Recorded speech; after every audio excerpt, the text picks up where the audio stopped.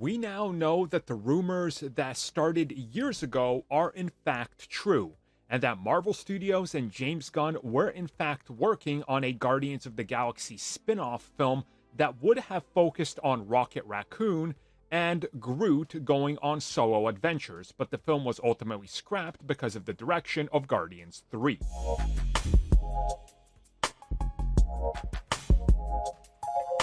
So this news comes at us literally from the source himself, James Gunn, who did an interview with IO9.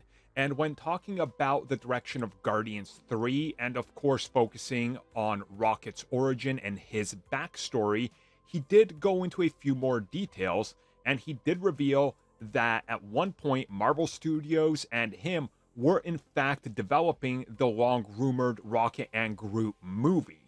And that the story kept evolving, that they were looking at what they could introduce in terms of backstory for both characters and what they were going to be focusing on.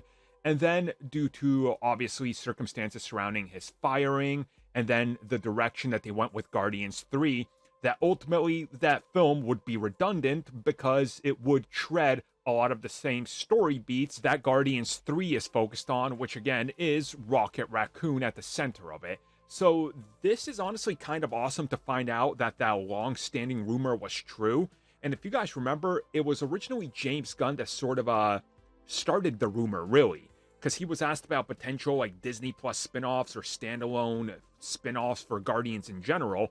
And he said, well, if he had the time and the money, Rocket and Groot would get their due on their own.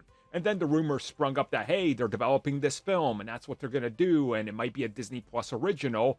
And then it just kind of disappeared. We never heard about it. Now we know why. When he came back to Marvel Studios, they sat down. The Guardians 3 story took a lot of those elements that they were already working on and writing. So they figured, well, what's the point? And obviously out of that came, well, I think we can all assume the Guardians special, which honestly was a good and smart idea to flesh out Drax and Mantis a little more, which I'm never going to complain about. Characters that are not really getting their due in these films, getting a little bit of a highlight in a side project. So pretty awesome to get this confirmed and to know it was finally something that was out there for so long that turned out to be true.